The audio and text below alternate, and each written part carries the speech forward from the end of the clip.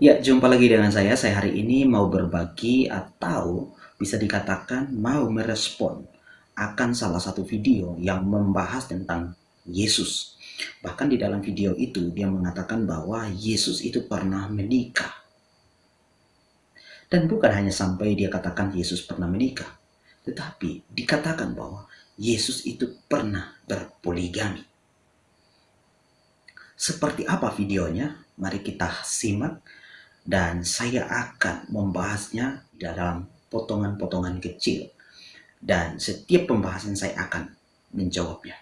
Mari kita simak. Assalamualaikum Bapak. Waalaikumsalam warahmatullahi wabarakatuh. Bagaimana kabarnya, sehat? Baik, alhamdulillah. Alhamdulillah, terima kasih atas kedatangannya di studio. Bapak, kita kali ini akan membahas masalah Yesus poligami. Sepengetahuan saya yang awam tentang kristologi mungkin ya Pak ya, saya tidak pernah mendengar bahwa Yesus itu menikah. Jadi saya tidak pernah tahu bahwa Yesus itu pernah punya istri. Tapi di sini di majalah Modus ini Bapak menulis Yesus poligami. Ini artinya Yesus tidak hanya memiliki satu istri ya Pak ya, dengan demikian. Oke. Bisa dijelaskan Pak tentang riwayat pernikahan dan kemudian poligami dari Yesus? Ya, kita sudah melihat potongan video ini. Hostnya mengatakan bahwa dia tidak pernah mendengar atau tahu tentang Yesus pernah menikah. Namun pertanyaan pertama yang perlu kita ajukan, Yesus yang mana? Apakah Yesus yang ada di dalam Alkitab atau Yesus yang bagaimana? Mari kita simak. Silakan. Terima kasih. Assalamualaikum warahmatullahi wabarakatuh. Waalaikumsalam warahmatullahi wabarakatuh. Pertama-tama kita panjatkan puji syukur kepada Allah SWT bahwa pada siang hari ini kita diberikan waktu, kesempatan, dan kesehatan oleh Allah untuk bersama-sama hadir di tempat ini dalam acara kajian Kristologi kupas tuntas Islam Kristen dengan topik yang cukup unik, yaitu Yesus poligami. Memang saya sepakat dengan pandangan atau pendapat daripada Ibu bahwa jangankan orang Islam, orang Kristen pun semua sependapat bahwa Yesus itu tidak pernah menikah. Tidak pernah menikah. Nah, jadi kalau kemudian Alkitab bungkem. Halo, dia menyebutkan tentang Alkitab bungkam. Coba kita lanjutkan. Secara literal, ya, secara literal pengertian harfiah bungkem itu bukan berarti bahwa otomatis Yesus itu tidak pernah menikah atau tidak punya istri, ya. Karena kalau kita melihat merujuk kepada Al-Quran Al-Karim, ya, itu sesungguhnya dalam Al-Quran juga dengan tegas-tegas menjelaskan, memberikan indikasi bahwa Yesus itu beristri dan punya keturunan. Hanya sayang sekali indikasi tersebut itu oleh umat Islam dianggap seperti tidak signifikan begitu. Jadi umat Islam itu terlalu terpengaruh dengan faham Kristen global bahwa Yesus itu tidak punya istri. Indikasi dan petunjuk bahwa Yesus itu menikah itu kita bisa lihat dalam surah Ar-Ra'd surah 13 ayat 38. A'udzubillahi minasyaitonirrajim. Bismillahirrahmanirrahim. Walaqad arsalna rusulan min qablik, ya. Dan sesungguhnya kami telah mengutus beberapa rasul sebelum kamu. Ya, min qablik. Wa ja'alna lahum azwajan wa dzurriyyah, ya kan? Dan kami memberikan kepada mereka azwajan, ya. Dan kepada mereka itu istri-istri, wa dzurriyyah, dan keturunan-keturunan, ya kan? Jadi di dalam Al-Quran ini dijelaskan bahwa rasul-rasul itu diutus, itu diberikan ada istrinya, ada anak-anaknya. Nah, kalau misalnya Yesus atau Nabi Isa kemudian tidak menikah, tidak punya istri, tidak punya anak, berarti diragukan dong ayat ini. Berarti setiap kali kita membaca Al-Quran kita mengatakan Shadaqallahul Azim, ya kan? Maha benar Allah dalam segala firman-Nya. Yang cukup menarik adalah Al-Quran terjemahan Allama Yusuf Ali. Itu ketika menyangkut ayat ini, itu memiliki komentar di bawahnya, ya kan? Catatan kaki. Dikatakan all prophet have wives. Ya, jadi semua nabi beristri, except Jesus. Terkecuali Yesus atau Nabi Isa, because we don't have access any information about him. Karena kita tidak memiliki informasi yang jelas tentang Nabi Isa. Jadi semua nabi-nabi sebelum Nabi Muhammad SAW, semuanya itu dijelaskan dalam Al-Quran beristri. Nabi Isa nggak jelas. Katanya we do not have any information about him. Apakah betul no information about him? Oke saudara, dia sudah menjelaskan bahwa di dalam uh, perjanjian atau rasul-rasul, nabi-nabi itu semuanya punya istri, dan ada juga tafsiran atau bisa dikatakan bahwa ada orang yang menerjemahkan bahwa memang semuanya punya istri kecuali Isa Al-Masih. Tapi Isa yang mana? Apakah Isa yang dikenal di dalam kekristenan atau di dalam Alkitab atau tidak? Nah, ini yang menjadi pertanyaan. Karena apa? Karena belum jelas. Mari kita lihat selanjutnya. Ternyata Profesor Dr. Barbara Thiering dari University of Sydney, Australia, ya, yang melakukan penelitian terhadap naskah Laut Mati selama lebih 20 tahun. Barbara Thiering adalah pakar teologi dan pakar Alkitab, melakukan penelitian terhadap naskah Laut Mati selama lebih dari 20 tahun, kemudian menghubungkannya dengan ayat-ayat Injil, dan menemukan bahwa ternyata Nabi Isa itu bukan hanya menikah, bukan hanya beristri, tapi poligami. Artinya beristri lebih daripada satu. Nah, di dalam buku ini, ya, secara jelas-jelas dikatakan bahwa upacara-upacara pernikahan Yesus, ya, di dalam Alkitab ini berusaha dikaburkan oleh gereja. Bagaimana gereja bisa mengaburkan hal itu? Pak Ustadz, jangan ngarang deh. Al-Quranmu aja mengatakan bahwa Yesus atau Isa itu tidak pernah menikah. Saya heran dengan Pak Ustadz ini. Mengapa saya heran? Karena ternyata Ustadz ini lebih pintar dari apa yang nulis Al-Quran itu sendiri. Berarti Pak Ustadz ini lebih hebat dari Muhammad. Karena apa? Muhammad saja mengatakan Isa tidak pernah menikah. Tapi bagaimana dengan Ustadz ini? Berarti Ustadz ini lebih pintar dari Muhammad yang menerima wahyu itu. Bagaimana bisa paham? Jadi mengenai pernikahan Yesus itu, ya, kita bisa melihatnya misalnya di dalam Injil Lukas, ya. Ya, kita bisa melihatnya di dalam Injil Markus, ya, Injil Markus pasal 14 ayat 3. Injil Markus pasal 14 ayat 3 bunyinya, datanglah seorang perempuan membawa suatu buli-buli pualam berisi minyak narwastu murni yang mahal harganya. Setelah dipecahkan leher buli-buli itu, dicurahkan minyak itu ke atas kepala Yesus.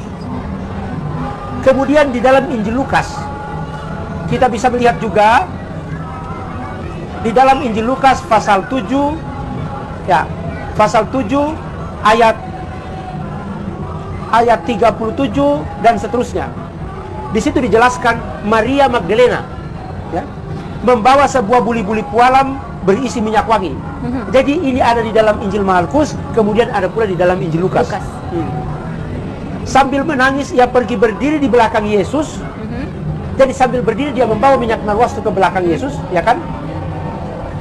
Sambil menangis pergi berdiri di belakang dekat kakinya, lalu membasahi kakinya dengan air matanya dan menyeka dengan rambutnya. Jadi dia menyeka dengan rambutnya, kemudian mencium kakinya dan meminyakinya. Upacara seorang perempuan membawa minyak wangi, kemudian menuangkan ke rambutnya, kemudian menyium ke kakinya. Ini adalah upacara pernikahan bangsawan Yahudi. Halo bos, apakah Yesus itu adalah seorang bangsawan Yahudi? Yesus yang mana? Apakah Yesus yang di dalam Alkitab? Tapi sudah jelas kalau Anda mengutip Yesus yang ada di dalam Alkitab, maka jelas Anda keliru. Karena Yesus itu bukan bangsawan. Dia adalah seorang dari, kita tahu bahwa Yusuf adalah seorang yang pekerja, dia bukan keturunan bangsawan. Nah, ini dari sini aja Anda sudah keliru. Dan ayat yang Anda ambil terkait dengan Maria Magdalena menyekah Yesus itu dengan minyak yang mahal, itu bukan kaitannya dengan pernikahan. Saya pikir Anda ini hanya mencari isu-isu yang tidak secara baik. Bahkan isu itu adalah isu yang melenceng, meleset, dan keliru, bahkan sesat. Ya, jadi kalau Anda mengutip ayat itu, maka Anda salah. Anda salah. Maka itu perlu Anda pelajari baik-baik, karena Anda tidak akan temukan, kecuali Anda temukan di kitab-kitab yang tidak diterima oleh kekristenan, maka mungkin Anda akan mengikutinya. Ya, contohnya kayak Injil Barnabas. Ya, Injil Filipus mungkin membahas tentang Yesus pernah menikah atau berpoligami.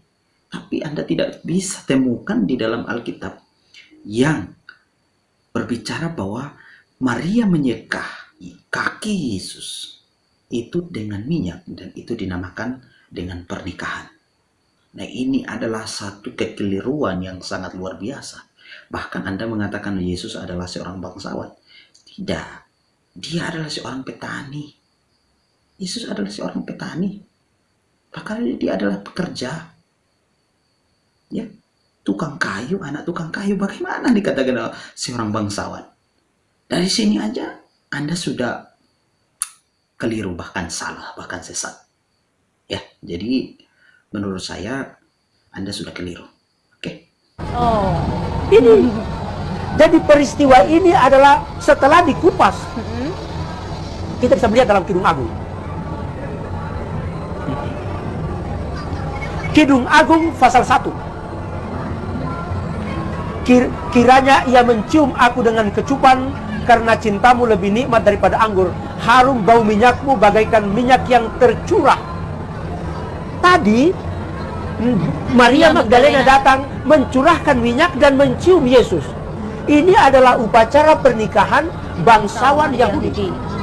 Nah, di dalam Injil ini disembunyikan. Seakan-akan peristiwa ini peristiwa bahwa Maria Magdalena ini adalah perempuan berdosa, datang meminta ampun kepada Yesus. No. Itu adalah perbuatan gereja yang berusaha menutup-nutupi kenyataan atau fakta sejarah bahwa Yesus sesungguhnya menikah di Kanaan. Di mana dia menikah? Di Kanaan. Di mana buktinya? Dalam Injil Yohanes. Nah, ya, coba perhatikan lagi. Di sini dikatakan bahwa Yesus pernah menikah. Atau dia juga mengatakan bahwa gereja menguburkan ini karena Yesus pernah menikah. Dan menikahnya di Kanaan. Coba perhatikan. Secara adat saja, orang Yahudi itu tidak bersatu dengan orang-orang Romawi, bahkan orang Kanaan. Gimana mau menikah dengan orang-orang Kanaan? Ini adalah sesuatu yang kekeliruan yang sangat luar biasa. Ya, jadi Ustadz ini, menurut saya Ustadz yang membuat statement yang tidak sesuai dengan fakta dan sejarah. Karena sejarah tidak membuktikan hal seperti itu. Bahkan terkait dengan menikah di Kanaan saja sudah salah. Ingat, orang Yahudi tidak bisa bersatu dengan orang Kanaan. Ya, gimana mau menikah? Oke. Di dalam ini apa namanya? Lebih jelas lagi dijelaskan di dalam buku ini oleh Profesor Dr. Barbara Thiering, mengatakan bahwa the account of the marriage of Jesus with Mary Magdalene lies very close to the surface of the gospel narrative. Pernikahan Yesus dan Maria Magdalena sangat jelas kelihatan dari kata-kata yang ada di dalam Injil. Maria Magdalena datang meminyaki Yesus dan menciumnya. Itu upacara pernikahan. Tidak ada orang datang mencium laki-laki di Yahudi itu dihukum mati. Hukum mati. Perempuan yang mencium laki-laki yang bukan muhrimnya harus dihukum mati. Loh, kenapa ini tidak dihukum mati? Karena Maria Magdalena ini sedang menyelenggarakan upacara pernikahan dengan Yesus. Ini yang selanjutnya, setelah Injil keempat Injil, Injil Matius, Injil Markus, Injil Lukas, Injil Yohanes, ini seakan-akan bungkam tentang pernikahan ini. Ternyata Gnostic Gospel, Injil Filipus menjelaskan bahwa memang Yesus, Maria Magdalena ini adalah pacarnya Yesus. Pacar. Saya baca.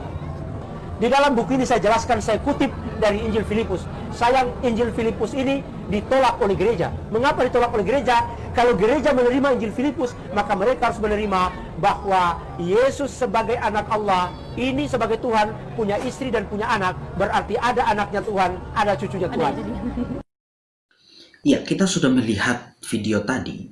Ternyata Ustadz ini mengambil dari Injil Filipus yang sebenarnya memang ditolak oleh gereja. Karena apa? Injil ini muncul itu di kemudian hari. Jadi memang Injil ini ditolak karena tidak bersesuaian dengan Injil yang lain. Bahkan semua isi kitab itu bertentangan dengan Injil yang palsu ini, Injil Filipus ini. Maka itu gereja tidak bisa menerima. Menurut saya, yang menikah itu pasti Yesus atau Isa yang di dalam Al-Quran. Jadi Yesus, walaupun Ustadz ini mengutip, ambil ayat-ayat di Alkitab, tapi itu bukan Yesus yang dia maksud, yang ada di dalam Alkitab. Tetapi Yesus atau Isa yang di dalam Al-Quran lah yang menikah sebagaimana dia katakan itu. Karena apa? Karena Alkitab memberikan kesaksian bahwa Yesus tidak pernah menikah. Jadi sudah jelas bahwa ternyata yang menikah itu adalah Yesus yang ada di dalam Al-Quran atau Isa yang ada di dalam Al-Quran. Karena apa? Secara jelas bahwa ternyata yang diambil itu adalah Injil Filipus. Injil Filipus itu ditolak oleh gereja dan diterima oleh Islam atau oleh Ustadz ini. Maka yang jelas mereka percaya kepada Injil Filipus ini. Maka Isa atau Yesus yang ada dalam Al-Quran lah yang menikah. Karena Yesus yang ada di dalam Alkitab itu tidak pernah menikah. Ya, bahkan dia tidak pernah berdosa.